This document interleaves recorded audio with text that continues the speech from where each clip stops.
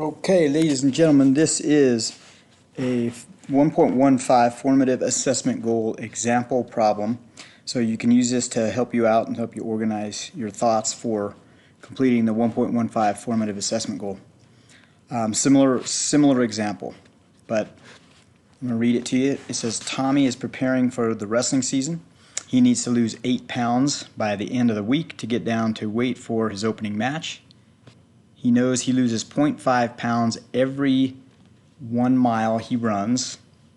He also knows he loses 2 pounds at every practice.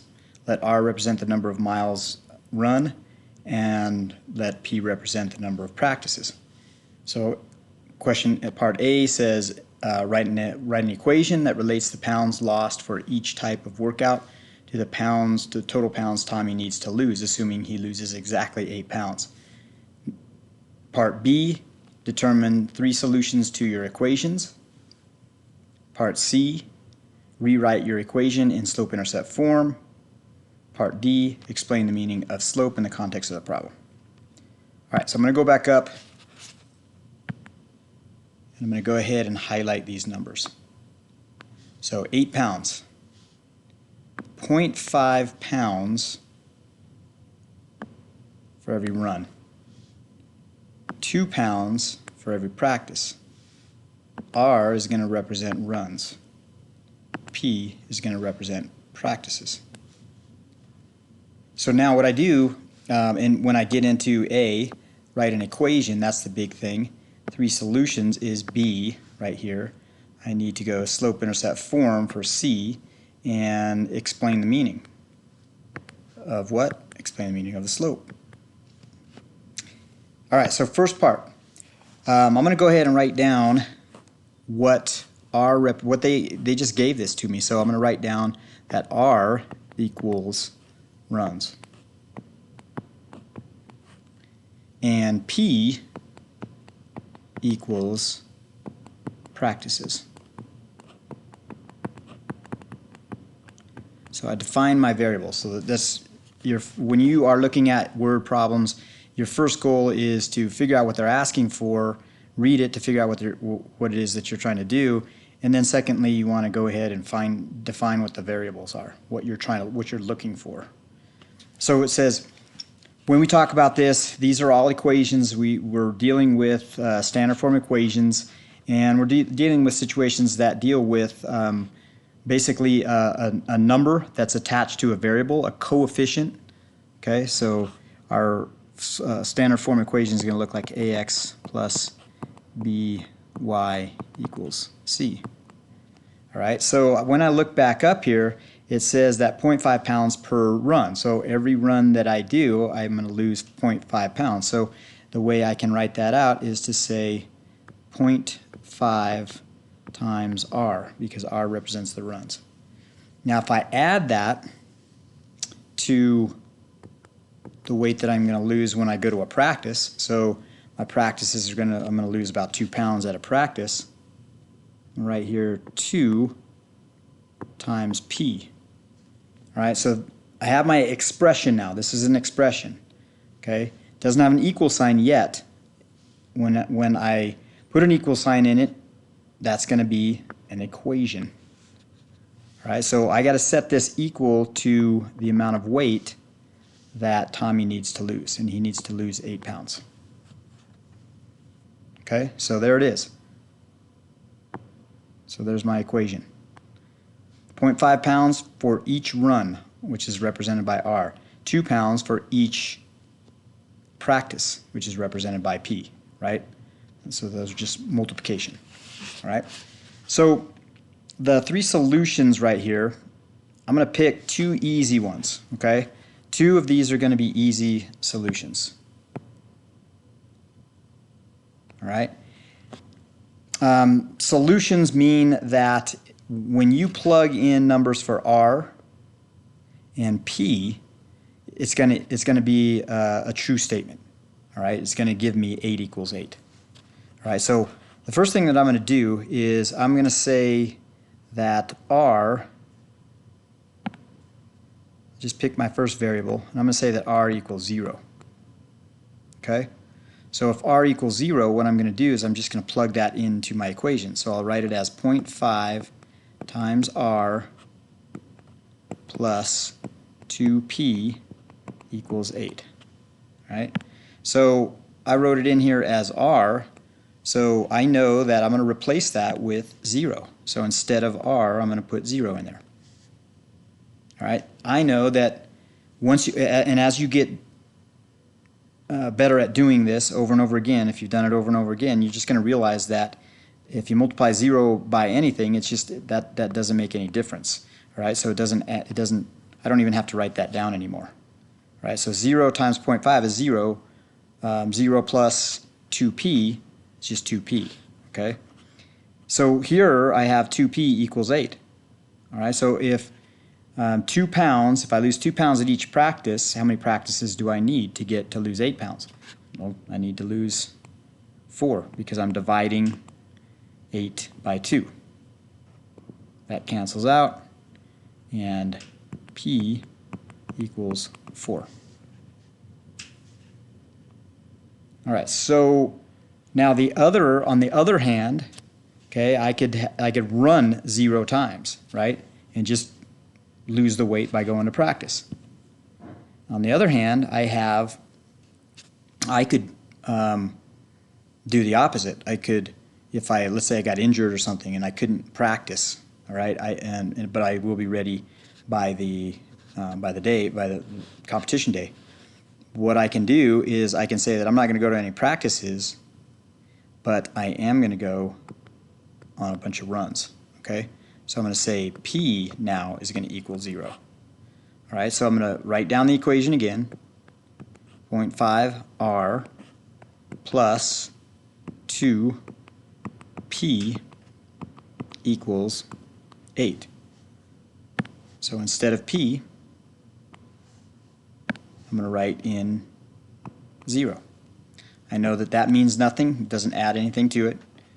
And so what I have left is 0.5R equals 8. So in order to, if I lose half a pound on a run, and I need to lose 8 pounds, and basically I need to go on 16 runs, right? So I divide by 0.5,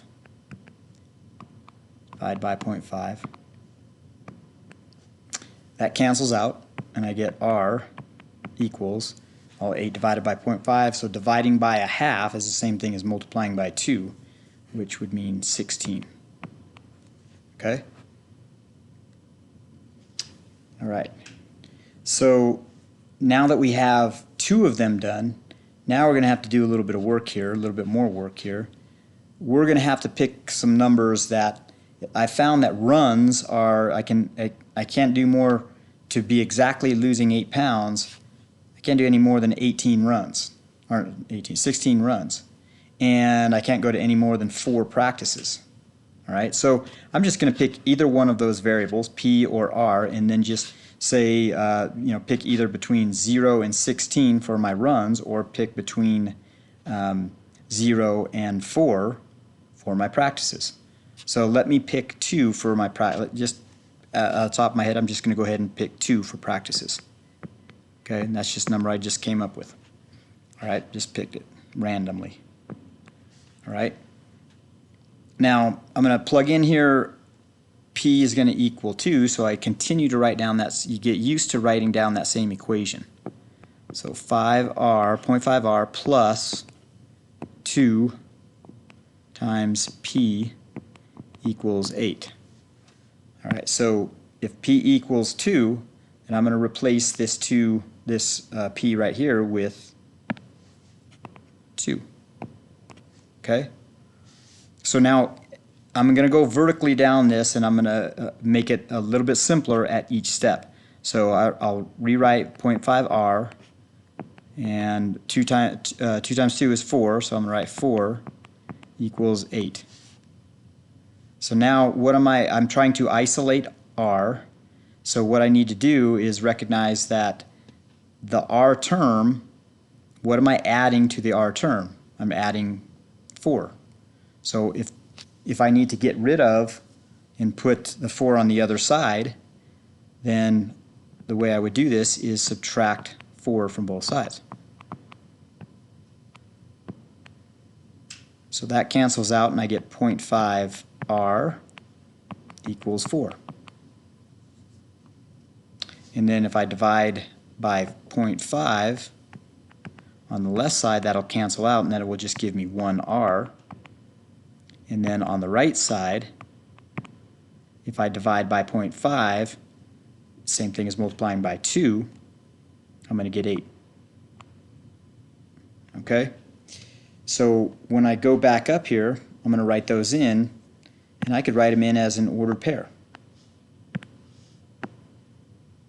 Okay, so if we say that the ordered pair is going to go R, comma, P,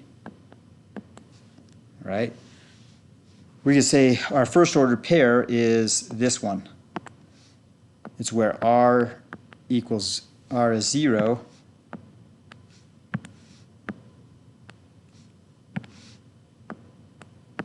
and P is 4. Okay? We have another one, and the other one is where R is 16. Okay, R is 16 and P is 0. Okay? And then our last ordered pair here was when R is 8 and P is 2. So there are 3 solutions. Okay? All right, on to the next part. Next part says slope-intercept form. So once again, I'm going to continue to write this equation down. If you notice, I've already written it down. I've already figured out what it was, number 1. Written it down once, then I wrote it down again here for this, again here for this, and again here for this. So I would, if I were you, just memorize what that is, put it into your head. So you don't have to keep going back up. So I'm going to write down 0.5r plus 2p equals 8. All right? Slope-intercept form on this, we're going to say that we're going to call p our, because slope-intercept form is y equals mx plus b. We're going to say that the p variable is going to be our y and the r variable is going to be our x. All right, so what we are doing is isolating p. We're going to isolate p. So how do we isolate p? We first have to find what are we adding to the p term. The p term is 2p right here, right? What are we adding to it? We're adding 0.5r, right? Okay. If I have 0.5r, that's the same thing as saying plus 0.5r, right? The sign out in front of it is positive whether it's there or not, okay? So in order to get rid of adding 0.5r, I have to subtract 0.5r. What I do to the left side, I have to do to the right side. Now, notice how I'm not putting it right underneath the 8. I don't want to put it right underneath the 8 because then I'll get confused and I'll think that 8 and negative 5r are like terms, and I don't want to combine those, right? 5 is a constant, negative 5r, or 8 is a constant, and negative 5r is an r term. Okay, it's a term, but it's not a constant. All right, so I can't combine them. Now I'm going to show that this cancels out, and I'm going to write down 2p, and put the equal sign right on the line. I'm just going to write down what I have. Just vertically drop it right straight down. Okay, so 8, and then vertically drop this down, minus 5r.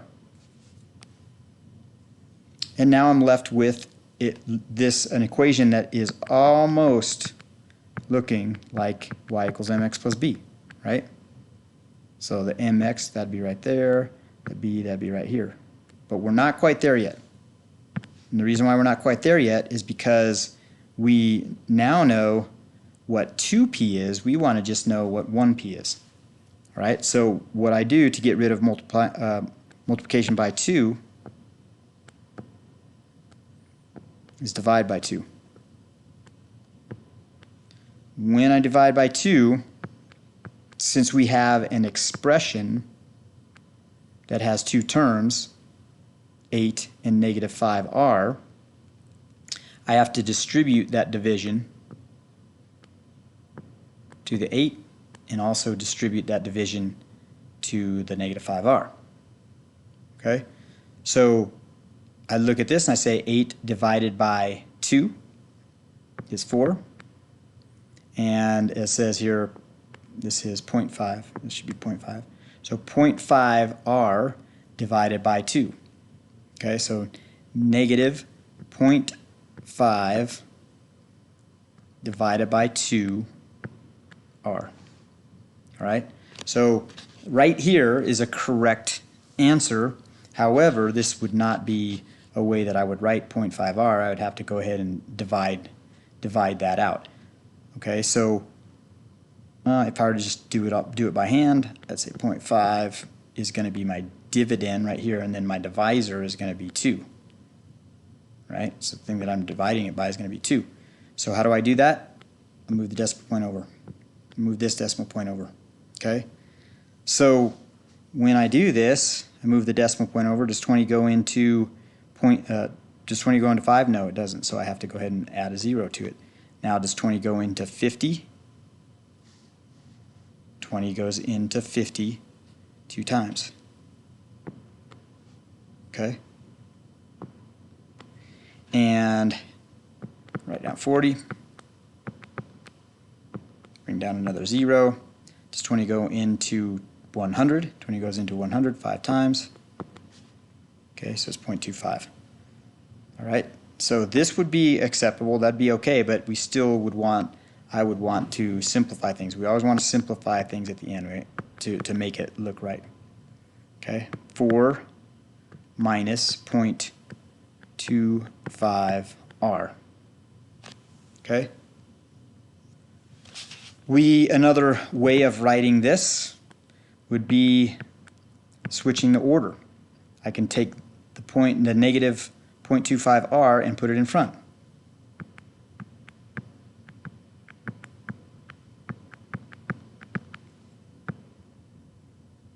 Okay.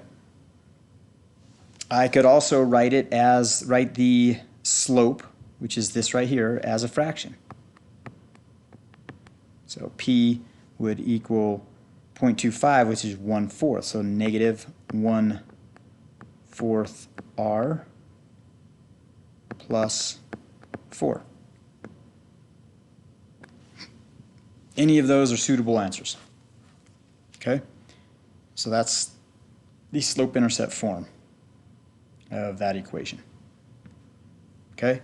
Now it says explain the meaning of the slope. Okay, so the slope is negative 1/4.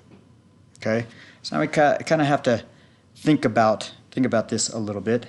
So negative 1/4 r. So the r would be on top. So the run would be on top, and the bottom would be our practices. All right. So run and practice. Okay. All right. So I would write this out as for every decrease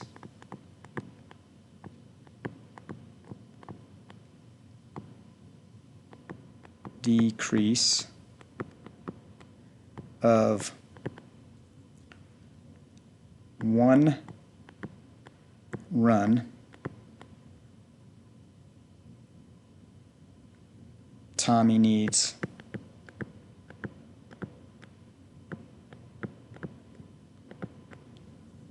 4 practices.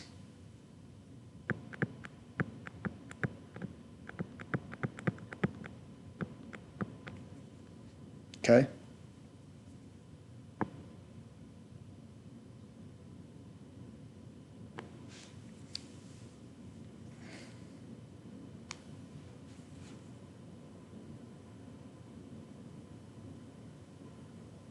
No, which, that should be the other way around.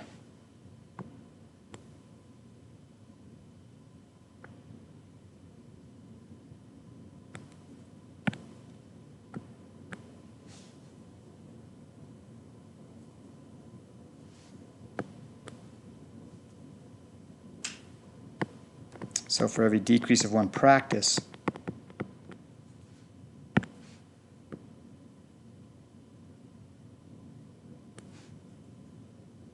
Tommy needs 4 runs. Okay, and that would make sense. His practice will go on top. Rise over run. Okay? So if we say that R is going to be our X term, P is going to be our Y term, P would be our vertical term, rise would be practices. That's how it goes. Okay? And there it is.